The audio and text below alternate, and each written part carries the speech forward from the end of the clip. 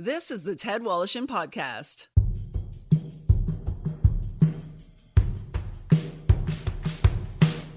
Brought to you by Tom's Place. For the finest in men's clothing at unbeatable prices, it's Tom's Place at 190 Baldwin in the heart of Kensington Market.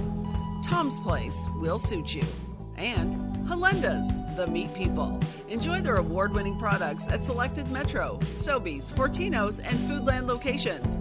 Halenda's, the way sausage should taste. And now, here's Ted. Hi, thank you very much for joining us. Welcome. This is the Ted Wallachin Podcast. I am he, you are we. I think it's the beginning of We Are the Wall. I Am the Walrus, isn't it, by the Beatles? But nevertheless, thanks very much for being here. Glad you are. If it's your first time, welcome to the program. In this week's episode, a look at one of the most colorful and controversial figures in Canadian sports history, without a doubt, Harold Ballard, the late owner of the Toronto Maple Leaf Hockey Club and the iconic Maple Leaf Gardens. The Toronto Maple Leafs, a beloved and historic hockey franchise, continue to enjoy support of fans around the world, despite the fact that hockey's highest honor, the Stanley Cup, has eluded them for generations. But it wasn't always that way. It's hard to overstate just how good the Leafs once were. The hockey capital of the world. And how beloved they were. We have the world champions, the Maple Leafs. But by the early 70s, a new boss took control of this storied franchise, and nothing would ever be the same. Who told you that I interfered with the team? Never interfered with a team in my life. Now there's all sorts of debris being thrown onto the ice. I have to sit through an entire winter of this garbage with the Maple Leafs. We haven't played very well. Matter of fact, we played lousy. This team is never going to get any better. Spring is the time of year the Leafs fall. I honestly feel that I have never done anything that is wrong. Why don't you like Harold Ballard? Oh, because of what he had to say about women. The Toronto Maple Leafs won in 1967. But since then, it's been no show for Harold and his boys. He's interested only in making his money, and that's about it. Harold Ballard may have turned Maple Leaf Gardens into the cash box on Carlton Street, but he did so at the expense of its greatest asset. Ballard turned the Leafs from perennial Cup favorites to perennial cellar dwellers. His meddling and combative behavior ruined the team for a generation and beyond.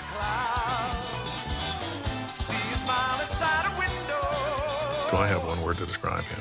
Entertaining. A blowhard, a loudmouth. Cantankerous. Bombastic as hell. Destructive. Entitled. Misunderstood. Tough. Vindictive. Interesting. Buffoon. Enigma. Offside-The Harold Ballard Story is a must-see documentary, and it airs Sunday, January 22nd at 8 p.m. on CBC. It'll be available afterward to stream on GEM. The executive producers of Offside are actor Jason Priestley, who is also director and narrator, along with Mike Geddes and Chuck Tatham, and they join me now. Thank you very much, gentlemen, for being here. First of all, congratulations. Outstanding documentary. I mean, it's just so entertaining. It's almost unbelievable at times. But then again, so was Harold Ballard, I suppose. Well, thanks very much. Yes, the subject matter was pretty ripe, and we enjoyed making it. We enjoyed sitting down with the players, all the people associated with Harold. And the result is probably the tip of the iceberg. There was not enough time, Ted. There just wasn't enough time. Yeah. But we had a lot of fun. Now, and whose idea was it originally? And why did it take so long? Because he died like 30 years ago.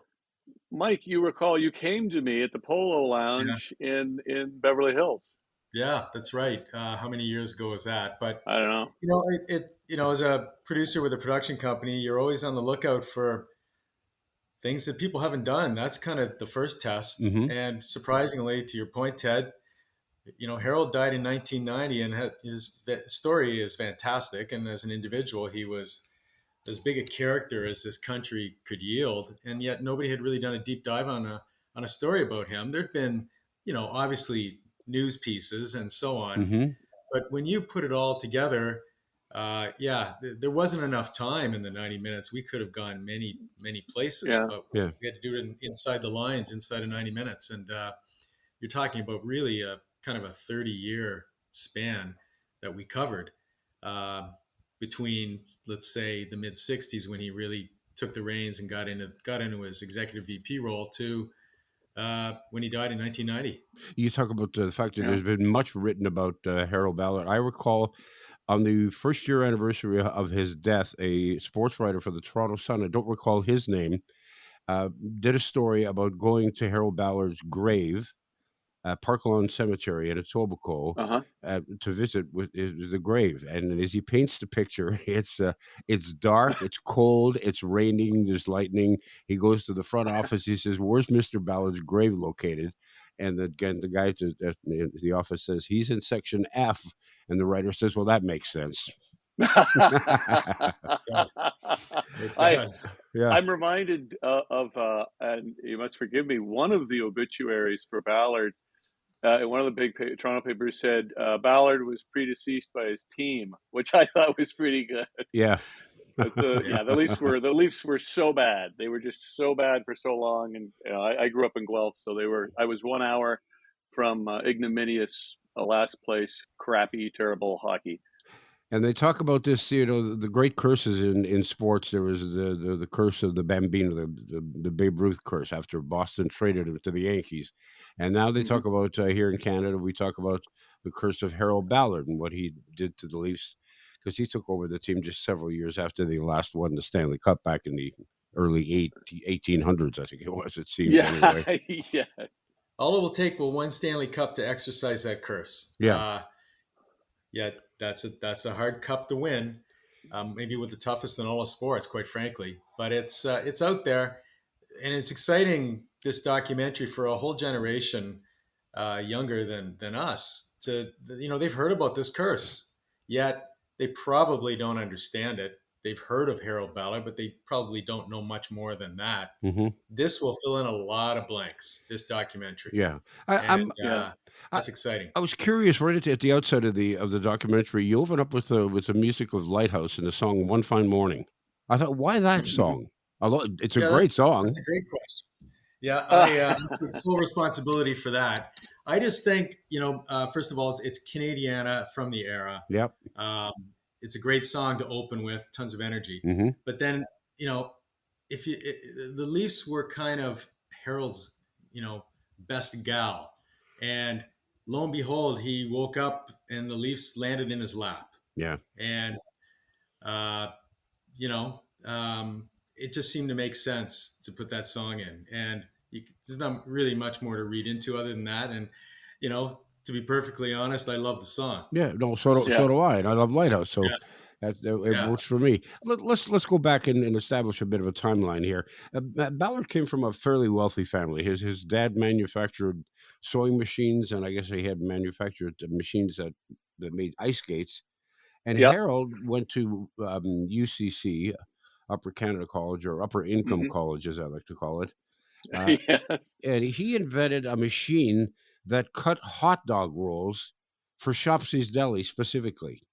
And I'm thinking, why do you need a machine to cut a hot dog roll? Well, because apparently, as a young man, Harold Ballard was at the CNE, and the Shopsy's people, it took forever for them to produce these buns, to get the buns into the hot dogs. And Harold Ballard, there was no off position on the, figure stuff out switch. So he said, I can invent a machine to make slice these buns 40 times faster or 30 times faster, whatever he said.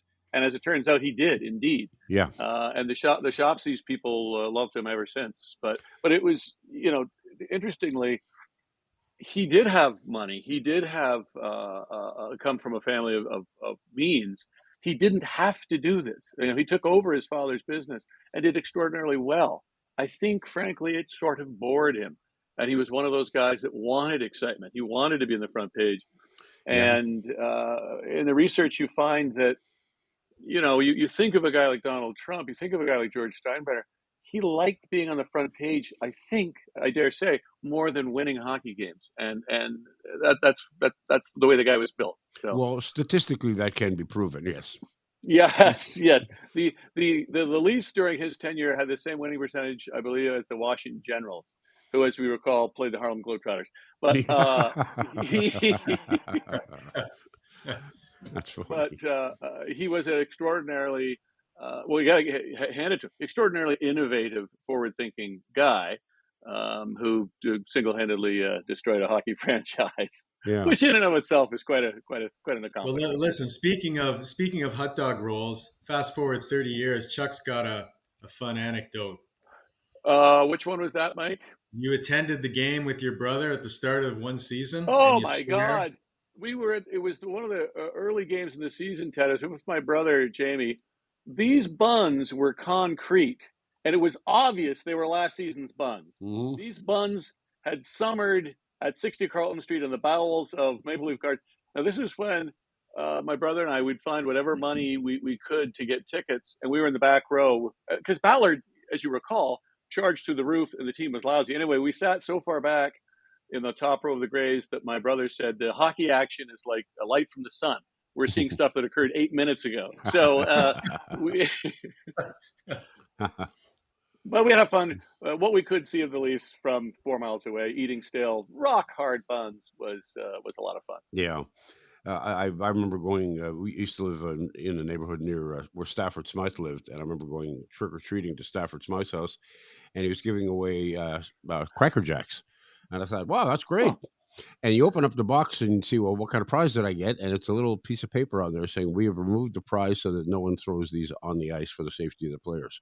And I thought, you cheap prick, you just stole all this Cracker Jacks from Maple Leaf Gardens and you're giving them away on Halloween.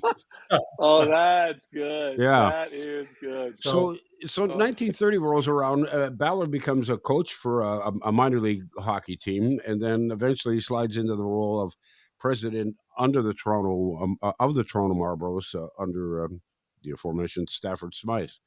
Did he know much about hockey? I think he knew quite a bit about hockey. I think it was obvious to even him he could not coach. He did not. I think he understood some of the machinations of how to play the game. As time went on, it became obvious that he really didn't understand how to run a team. And some would say, I mean, if Ballard were here, he might say, I knew how to run a team. I turned a very, very handsome profit. But as far as if you, in the documentary, you'll hear hockey players say, players that were on the Leafs under him and executives from the team say, Ballard didn't really know that much about hockey. It's been in his blood. He was a hockey guy his whole life, but ultimately he would have been better served hiring people who were competent, and on those occasions when he did, not firing them. He continued to think people needed and wanted too much money, so he got rid of good people and thought he could do a better job either by himself or on the cheap. And by himself or on the cheap with lesser executives and lesser coaches didn't work out well. Under his tenure, how many coaches did he go through? Do you remember? Do you know? Oh, boy. I counted them up. I think it was 11 or 12 or possibly 13. King Clancy was always at the ready. Mm-hmm. Like he was the interim coach. He was always in hair and makeup, And of course, Punch Imlach was there as when he hired him originally and said, Punch, I want you to be the general manager. Punch fired Billy Ray like the third day and took over. And that this was before Ballard owned the team, but that led to the great string of cups in the 60s. Once Ballard brought Punch Imlach back after he was with the Sabres, neither Punch nor Harold really knew what the hell was going on with modern hockey. And it was the death knell. The Silver Seven was a group of people that was really the board of directors for Maple Leaf Gardens under Conn Smythe at the time, right? Until he retired. Conn Smythe, his son, of course, he founded Maple Leaf Gardens. He changed the name of the team from the St. Patrick's to the Maple Leafs. He built Maple Leaf Gardens, and his son's staff was angling for a position of authority and influence on the team. Ultimately, when Conn got older, he said, yes, Stafford, you and some other guys can be this committee called the Silver Seven, and I will withdraw from formally having, day-to-day function with the team. Very quickly, John Bassett, the great media mogul, and Stafford and Harold Ballard got rid of the other four, and it turned into a troika. Mm-hmm. I'm speaking with Mike Geddes and Chuck Tatham. They are the executive producers of Offside, the Harold Ballard Story, along with a guy by the name of Jason Priestley that some of you may have heard of, who also directs the documentary and is the narrator as well, or as Chuck and Mike said to me prior to the interview, yeah, basically he did everything. He did. He's a Vancouver boy. How did he get involved in this project? I known Jason on and off for quite some time, and we had been trying to figure out what to work on together. Jason joined the party, quite frankly. If we back up a little bit, we have a script written by Chuck, which is brilliant, to do a dramatized version of Ballard's story. And so we brought Jason in to direct that. COVID hit, a number of other factors just slowed that down. It's a big hill to climb. And in the interim, it was very clear to me that we have to do this documentary. And fortunately, the CBC jumped on board and got it right away. And Jason was available to direct. So that's kind of keeping the team together, keeping the band together throughout was very important to me. And we certainly wanted everybody to continue with all the momentum we'd built up. And you can tell he's a real for a guy who's from Vancouver, who's not a born and bred Leaf fan, but obviously was a Leaf fan to a certain degree. You can tell the passion in his voice as he talks about the disappointment in Harold Ballard. The fact that here's a guy who had this jewel, this Canadian jewel that he could have just flourished. It could have become something extraordinary, and he just blew it. You're absolutely correct that because Jason was questioning these people in the interviews, and you could see it was overwhelming from some of these players. You'll see, like a guy like Gary Lehman. He was a great hockey player. He was disappointed. He was just disappointed. Rick Vaive was very, very disappointed. Yeah, he loved hockey. He was a very good hockey player, but he played for a team run by a maniac. Yeah, and Jason, I think, adeptly talks to these people about the fact that more than just hockey, more than celebrity, more than money, what you do with your life, how you spend your life, is important. And these guys could not reach the mountaintop in the Toronto organization, and it was, I think, bitterly disappointing. It's obviously disappointing for the city of Toronto and Leafs fans and so forth. But to play on a team of this consistent futility must have been devastating. We talked to Wendell Clark and we talked to Dave Tiger Williams, guys who were very excited to play for Harold Ballard, excited to be in the NHL. But ultimately, that 77-78 team where Lenny McDonald scored the overtime goal against the Islanders to put them out, that was a team that could have won the cup. They lost to Montreal that year because Boris Solming, as I recall, was injured. But that was the nucleus of a great team. And it was summarily dismantled the next spring by Harold Ballard. So just when they got close, he pulled out the rug out from under them. This whole documentary, the way it's laid out, it's really to the audience and to the viewer to have their own take on why Ballard operated the way he did. He had this whole life he loved winning. He finally got the team, and then from that moment on, he tried to, go against the grain basically the whole way. He didn't want to be part of the NHL establishment. He didn't want to run the team the way the owners ran the team. Nobody knows why. But we talked about it earlier. I think one of the things you can say is that Harold loved being up front and center. And that's quite odd for an owner to do that. So when guys like Lehman and every rookie came into their dream of playing with the Maple Leafs, I bet we're betting their dream never really included an owner that was going to get in front of the whole show and take away the shine. Well, and an owner that lived in the arena where the team played. I mean, you can't get any closer. He literally had an apartment in Maple Leaf Gardens. He had an apartment in Maple Leaf Gardens, and you would see him walking around in his bathrobe. And God, in that apartment... No. I know. Well, it's better than him walking around not in the bathrobe. Yeah. But this little hole in the wall, one window thing, he would walk a set of stairs down through the catacombs of Maple Leaf Gardens between literally his bedroom and that bunker, as you recall, there was that bunker at one end of Yeah. the ice surface where he and King Clancy would watch the games. And after the game, he would just march back upstairs and eat another 4 gallons of ice cream and collapse. Yeah. It was just such a weird life. I do think that he found great security in being in that building. That was his kingdom. And any reporter, any civilian, any player who came in there, they were at his mercy. And I think he felt extremely empowered there. So why not live there and pick people off as they walk in? So speaking of Maple Leaf Gardens, there was a time when many people were taken aback because he took down a portrait of Queen Elizabeth that's at one of the end zones, just right above the goal, in order to put in additional seats. Yes. Correct me if I'm wrong. Those seats were never really officially accounted for when the monies came in. Is that correct? Well, you bring up a good point, Ted. There's much confusion and a lot of intrigue into exactly how many seats were in Maple Leaf Gardens Yeah. and exactly how many tickets were for sale Yeah. and how many tickets. And we say this because this is partly conjecture, partly rumor. Did Harold Ballard have an interesting and eccentric way of dispensing with tickets and maybe putting some money in his own pocket? That he did say famously, because Stafford Smythe's father, Conn Smythe, was the greatest monarchist of all time. Mm-hmm. And when Conn Smythe, and to a lesser extent his son, went bonkers when the Queen's portrait came down, and Harold Ballard said, "You want to see the Queen? Go to the library. She doesn't pay to get in. The Queen doesn't get in the building unless so she's out. The seats are in."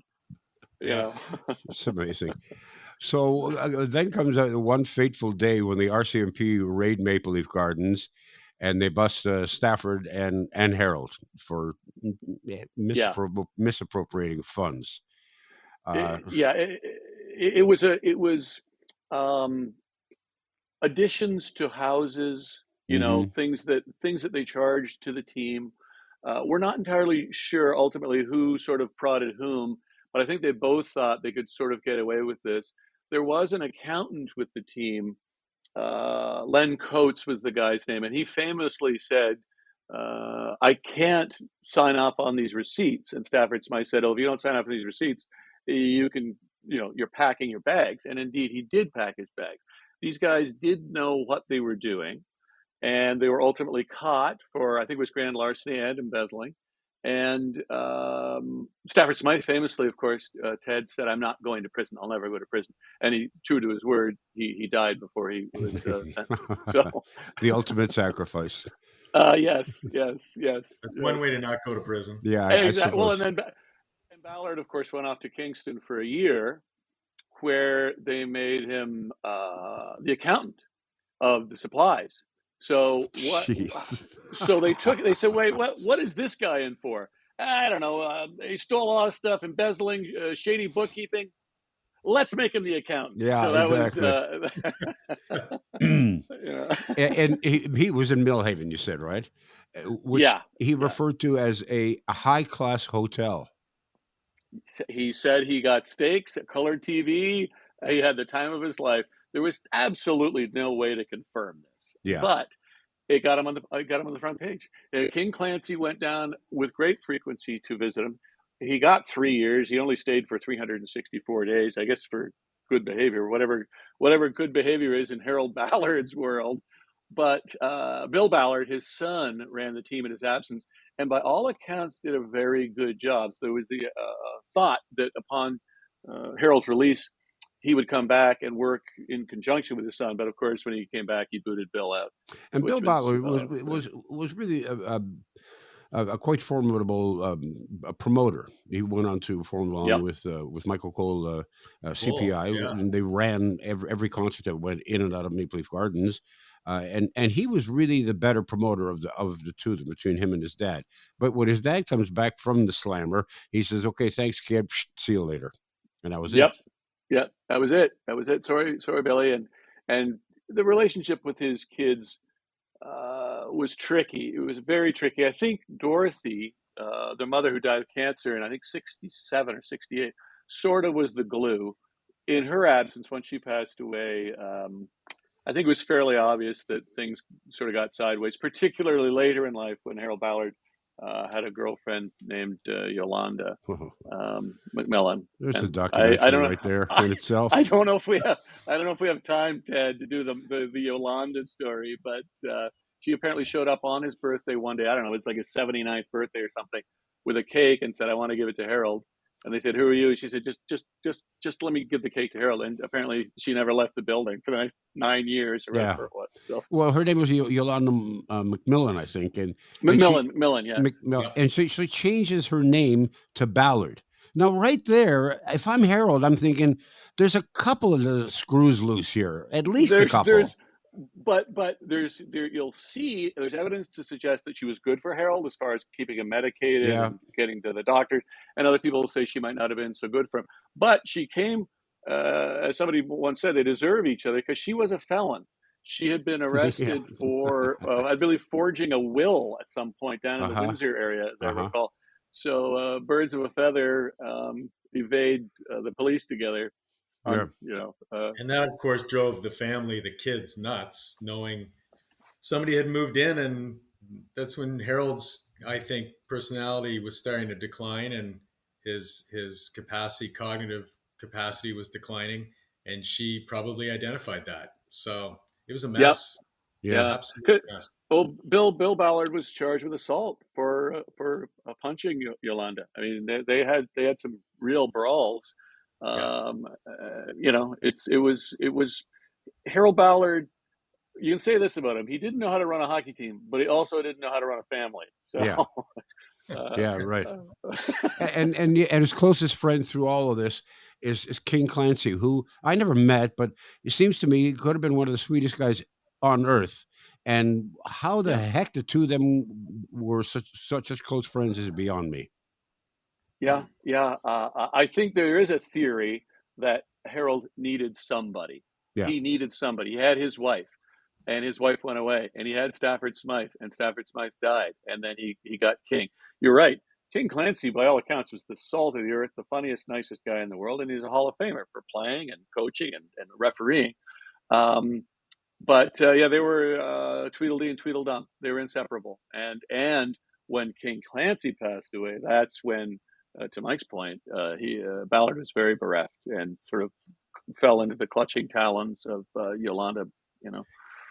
In the documentary, there's a nice clip of King Clancy talking about Harold and being interviewed. It's probably dated sometime in the 70s, early 80s. He refers to Harold as Mr. Ballard throughout the interview, and I found that very interesting. I mean, here's somebody they're supposed to be, best buddies, and you're referring to him quite properly as the boss or Mr. Ballard. And I thought that was an interesting relationship, and I think King did know his place. Yeah, he was the hired sidekick, and he wore many hats. Yes, yeah, and he was ready, as I said before, to coach whenever a coach was dismissed. And sometimes, there were situations when Punch Imlach was dismissed as the GM. He didn't know it. He'd had bypass surgery, and he read about it in the Sun. The Toronto Sun, as the story goes. So he got out of hospital, and he drove over to the Gardens, and his parking spot was occupied. So but Gord Stellick at the time, the one of the young executives with the Leafs who turned out to be the general manager, he came out and said, "Hey, Punch," and Punch said, "Do I have a job here or not?" And Gord said apparently something like, "I don't know, but I've been told if you come by every week, I can give you your mail." So that's how Punch Imlach found out that he was no longer the general manager. So I give King Clancy all the credit in the world for hanging in there. He never got fired. He was a great pal and confidant of Ballard. It's amazing the way he treated people, and I was surprised in watching the documentary, and it's riveting. Again, I have to point that out. I was surprised to see so many players interviewed who spoke relatively kindly about the man, considering the things that he did. I mean, it's interesting. The players, you're quite right, Ted. Universally, the story of Harold and what his name elicits, and it's a well-told tale. So I don't think any player we got to join our documentary and speak to us really wanted to go and add to that. It's been there, done that. and the story of Harold, as far as how he treated the players is very, very public. But when they got a chance to talk personally about their interaction with Harold, they all accepted the fact that Harold was Harold and there was no changing Harold. And that was the world they had to live in. And for some, it worked out okay. I think, Wendell, we talked earlier, great example. He was the new kid on the block in the 80s and the bright young star at 18 years old. And then there was the people that, the other players that the Rick Vives at maybe the other end, scores 50 goals 3 years in a row. And, he's worried about his job. It's that kind of world that they all accepted. But they all shied away from really moving the needle and dumping on Harold any more than he'd already been dumped on. Yeah. Ted Wallachin returns in a moment. Hey, it's Ted Wallachin for Tom's Place, and we love offering incredible deals. We're open for business and, more importantly, on sale. Check out our website, toms-place.com, for details about our specials and ours. We have no supply chain issues. We are fully stocked. In fact, we have huge amounts of inventory that we want to move, and the deals are simply amazing. Prices lower than ever in the 60-plus history of Tom's Place. Shirts, sweaters, coats, sports jackets, suits, and more, priced to be given away to you. And we've got gift certificates as well. Tom's Place Boxing Week sales on now, Kensington Market. So now, more than ever, it's important to shop local. Thank you for your support. Tom's Place, the Boxing Week sale, will suit you. Have you been tasked with the role of a state executor, or expected maybe in the future you will be? Well, if so, let me make your life a lot simpler by introducing you to my friend Debbie Stanley. Debbie is the founder of ETP Canada. They specialize in estate administration. Their goal simply is to help Canadian executors understand their role and how to deal with the loved one's estate. Let's face it, there's no school for this, but ETP Canada offers services such as executor support, estate accounting, and they have a new online course called Executor Ready. It's an engaging video designed to make estate administration easier and affordable. And those are two comforting thoughts during a stressful time. So call Debbie Stanley at 1-866-309-0387. That's 1-866-309-0387. Or you can get her at info@etpcanada.ca. That's info@etpcanada.ca. Now back to Ted Wallachin. With Conn Smythe completely out of the picture, there wasn't much to constrain Harold Ballard. First on the agenda, removing the portrait of Queen Elizabeth to install more seats. When the mezzanines came in, the Queen was up there, but he didn't even think about that. But of course, he threw the great quip out, she doesn't pay admission, so why am I letting her in the game? So everybody went on that. I'm speaking to the two of the executive producers of Offside-The Harold Ballard Story, which airs on CBC on the 22nd of January, 8 p.m., and then you'll be able to stream it on GEM. Mike Geddes and Chuck Tatham are with me. They, along with Jason Priestley, are the executive directors. He was the not only the narrator, Jason was, but the director of this documentary as well. And I guess you have to, when you look at it now in the year 2023, and we're dealing with 30, 40 years ago, some of it you think like, how is that even possible? That kind of that kind of mentality. Yeah. So you have to kind of almost transport yourself back into time to be able to watch this and to believe it. Because today it would be fiction. Well, indeed. And I think, Mike, you said it once or twice. It wasn't a particularly Canadian way to behave. Harold Ballard was shocking. When the Beatles came to town and he was running Maple Leaf Gardens, they showed up and the contract stipulated they played a concert. And Ballard said, you know what? I sold tickets to 2 concerts. You're doing 2 concerts tonight. And Brian Epstein, the manager, was apoplectic. And he said, well, that's not happening. That's not the way the contract's structured at all. And Ballard said, I sold 2 total sellouts. There will be a riot. I'm afraid your boys have to do 2 shows. And they did. You couldn't do that, Ted, today in 1,000 years. No. If a band showed up, by the way, Springsteen, you're doing 2 tonight. That's not how it works. You couldn't do that to a cover band at El Macombo, for God's sake. Never mind the It's like, Beatles. screw you, and nobody would let Ali box. Nobody in 67, 68, 69, 70, nobody in the United States. They said they had such grave moral misgivings because they thought he was a draft dodger. And Conn Smythe, that's when the wheels came off. Conn Smythe still owned many, many, many shares at Maple Leaf Gardens. And when Ballard said, sure, I'll let him box George Chuvalo at Maple Leaf Gardens, Conn Smythe's head exploded. That's when he sold his shares. That's when he absolutely quit. But Ballard didn't care. It was a great show. It was a great fight. He made a pantload of money. Typical Ballard, but not typical Canadian behavior. At the risk of a 1965 stereotype, we were a more staid, more Victorian, straight arrow culture. And Ballard had absolutely no use for the Soviet Union either, as most people did not at that time either. Yet had no problems in allowing Game 2 of the Canada-Russia series, the Summit Series, into Maple Leaf Gardens, because there was money in it for him, other than just the tickets. And there was. He had a very interesting relationship with Alan Eagleson, the head of the Players Union, also a player agent. And Eagleson came to him one day, and Ballard said, basically, what are you doing in my office? And Eagleson said, we can get the rights, the ad rights for this Canada-Russia series for about $750,000. We will make $2 million easy. And that's when Ballard and Eagleson became great friends because they what a team there, eh? Oh, wow. That was yikes. Those two together. But to your point, he put fannies in the seats for Game 2, but all 8 games of that series, he and Eagleson raked in the ad revenue.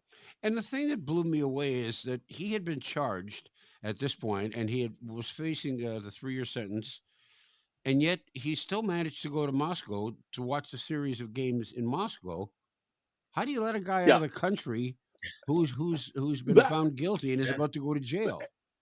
And that was through the Alan Eagleson reaching out to the court and saying, can you give our friend, who's a great Canadian patriot, a chance to go to the Soviet Union and back?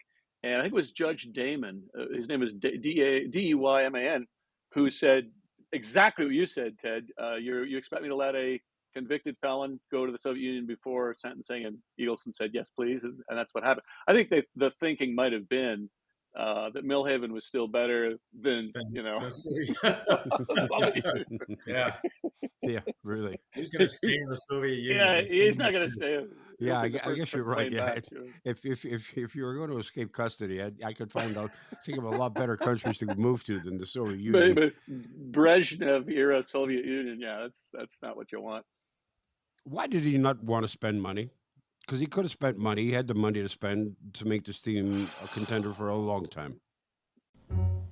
Ballard had a talent for making money, but he refused to spend it on anything.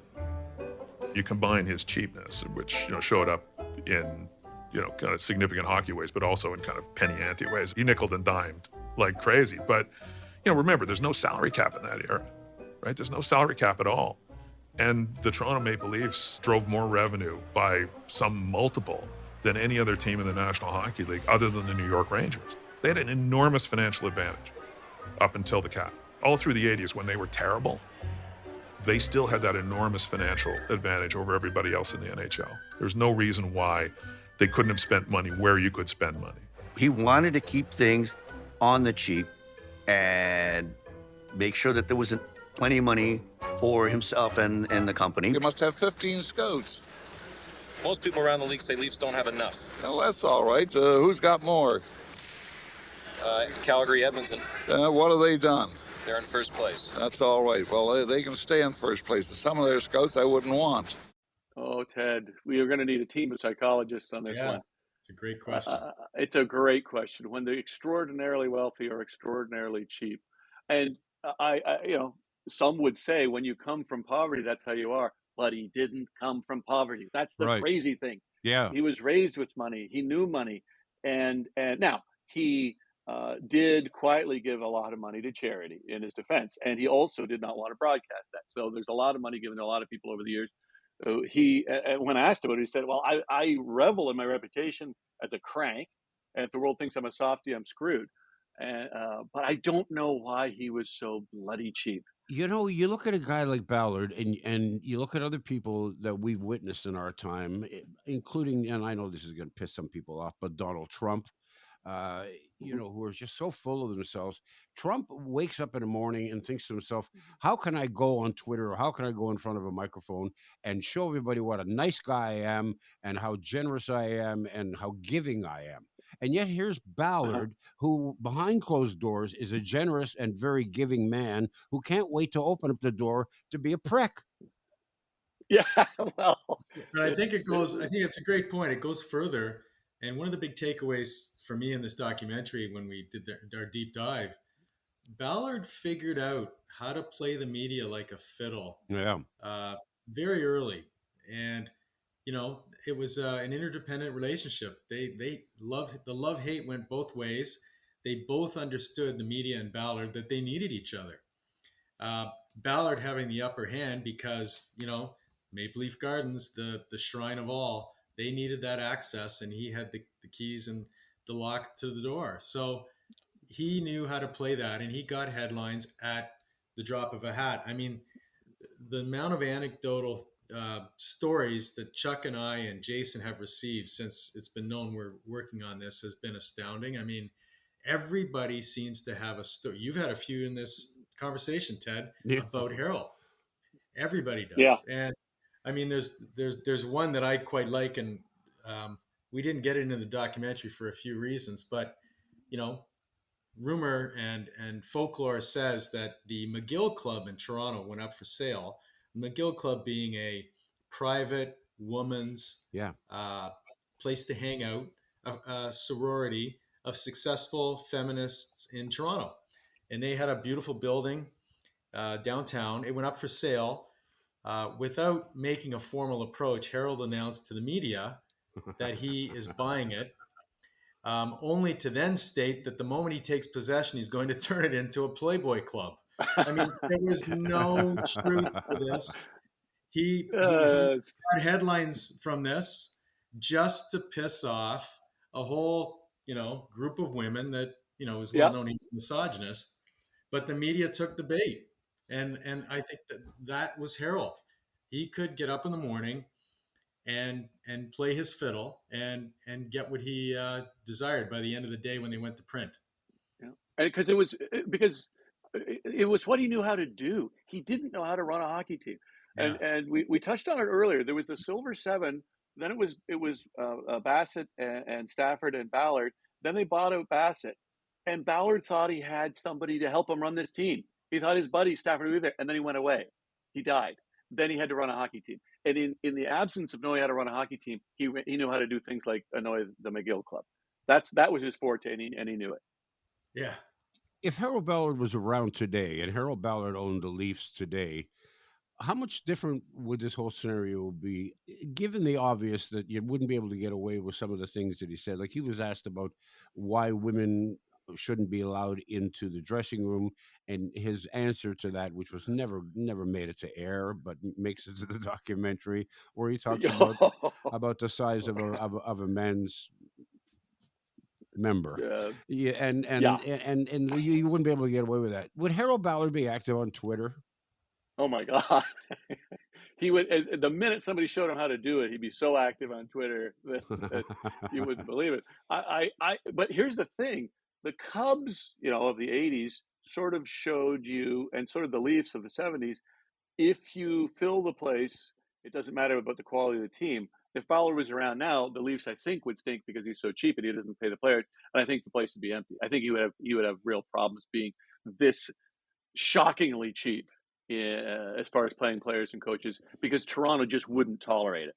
Back in the day, they did. I don't think they would take it now. Okay, so then a brand new management team, Maple Leaf Sports and Entertainment, who've got more money than God, and they're willing to spend money, but they still can't get the job done. But I think they have the respect of the fans. Yeah. The fans do know that it's as professional a front office as you can find. Huge broadcast partners in the C-suite with Rogers and Bell.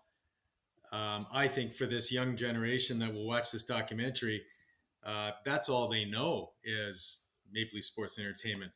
What's going to be trippy for them is to see that this organization was run by this king who had his own set of rules named Harold Ballard, and his reign was long. So I mean, I think it's night and day. There's a lot of contrasts in this documentary, and Harold was a walking paradox at the same time. So it makes for, the good ride to watch this for 90 minutes. Although the documentary, and it's called Offside-The Harold Ballard Story, it airs on CBC on the 22nd of January. Although for most people listening to this podcast, they have not seen it yet. Some people have, and I've been one of those who was fortunate to see it in advance. The people who have seen it in advance, what kind of reaction are you getting? The kind of reaction you expected, or anything different? Yes, very much the kind of reaction we expected. And also some folks, particularly friends of mine in Los Angeles, who aren't hockey fans. They love the story. They love this documentary. This nut, whatever the industry is, this buffoon. That's kind of the reaction. Mike, correct me if I'm wrong. We wanted hockey fans to love this, and we wanted people who couldn't give a rat's ass about hockey to love it. And that was sort of the goal. Well, it's because it's just a classic story, Ted. A classic, to Chuck's point, rise and a fall tale. Yeah. Hockey or not, it's a great story.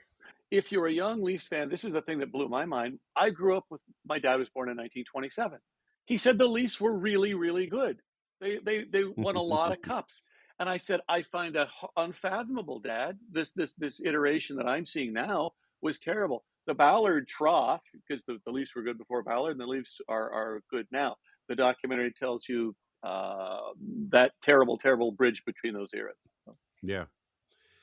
Harold Ballard is the kind of story that if he didn't exist, if it wasn't real, you'd have a hard time selling this to a network. Absolutely, because he was too crazy. It was the stuff that he did when he hired Punch Imlach. I think it's in the documentary. Punch Imlach, he liked Punch Imlach because Punch Imlach was an asshole. Forgive my language. Yeah. Punch Imlach wanted to torture the players. He had the players come down to practice, and they had to drive down in the morning for rush hour, then hang around. Then they went home. Then he had them come back down for rush hour practice at the end of the day. Yeah. That was the kind of guy that Ballard liked. Yeah.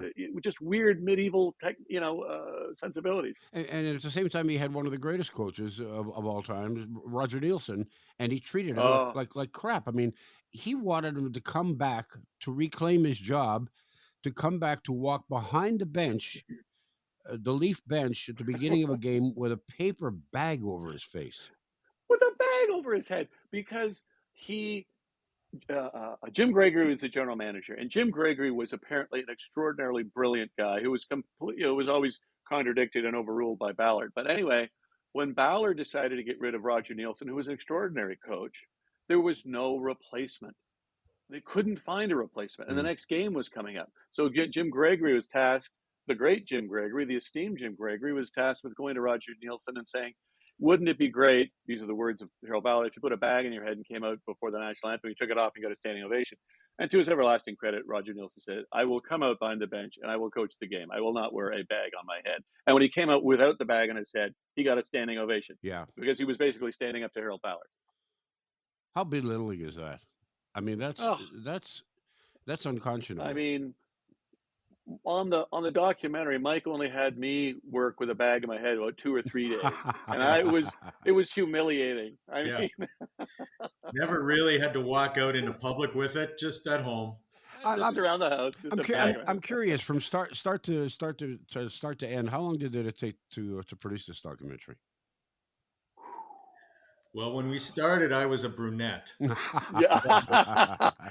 not a brunette now. Yeah. No, he's gray-haired, for those of you who can't see. Knowing our listeners can't see us. Yeah. But, it's a process. COVID didn't help. But of course.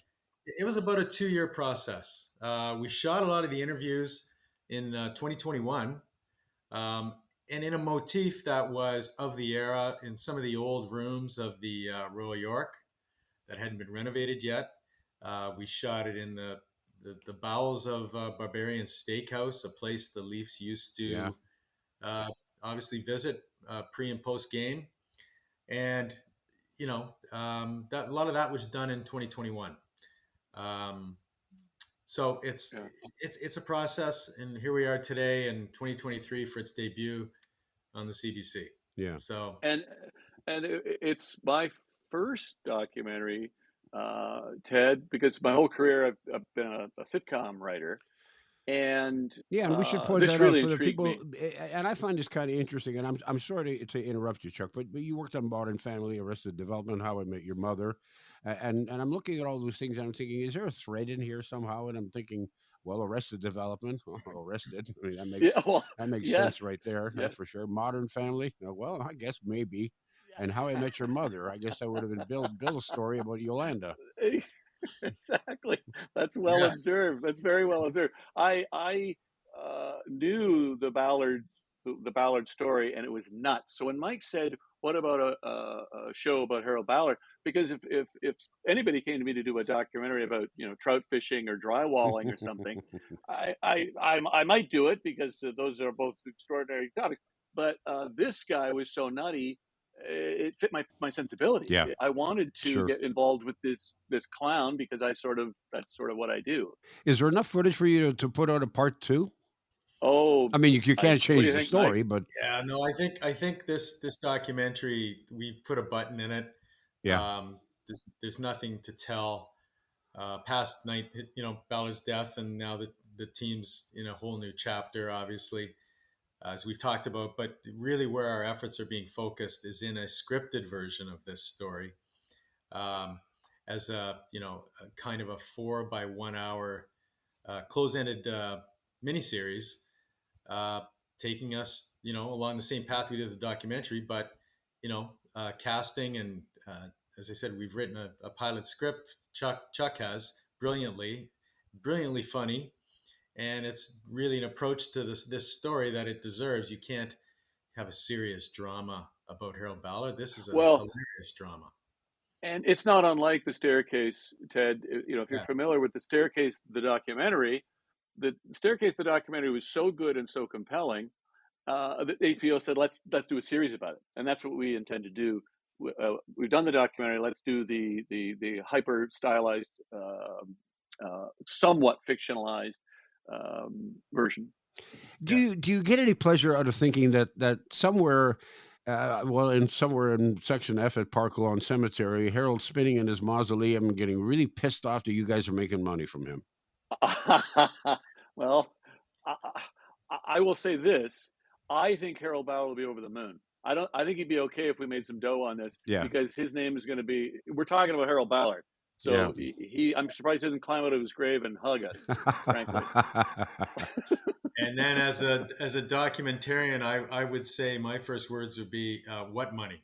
So there you go. Okay, okay. That I can understand what you're saying on that. Well, that was the first admonition I got on this was, "You're not doing this for the money, are you?" I said, "Well, what do you mean? You just don't be here for the money. It doesn't happen. So it's a documentary. Have a nice time with it." Yeah. Which is too bad, because I find that I spend a vast amount of my time in front of a television watching documentaries, because I find people to be more fascinating than anything that one can create with a pen.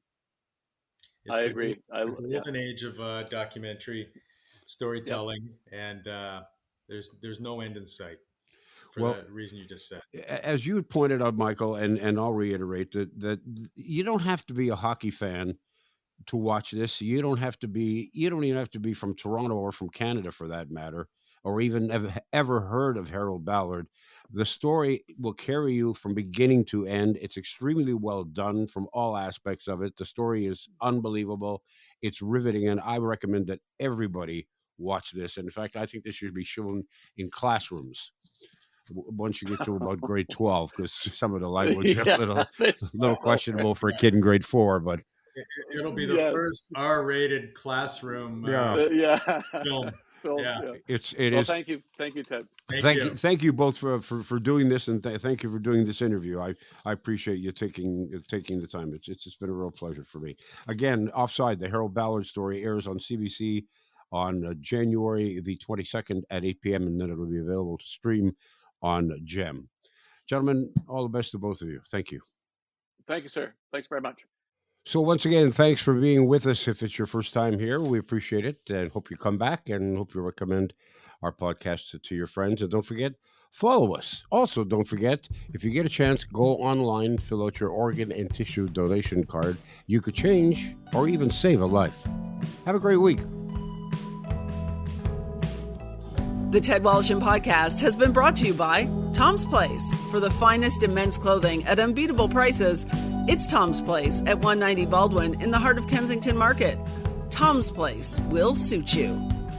And Helenda's, the meat people. Enjoy their award-winning products at selected Metro, Sobeys, Fortino's, and Foodland locations. Helenda's, the way sausage should taste. The Ted Wallisham Podcast is produced by Joey Roselli. Technical production by Paul Gatt. Music by Bike Thieves. I'm Becky Coles. Submit your questions and comments to ted@twmedia.ca.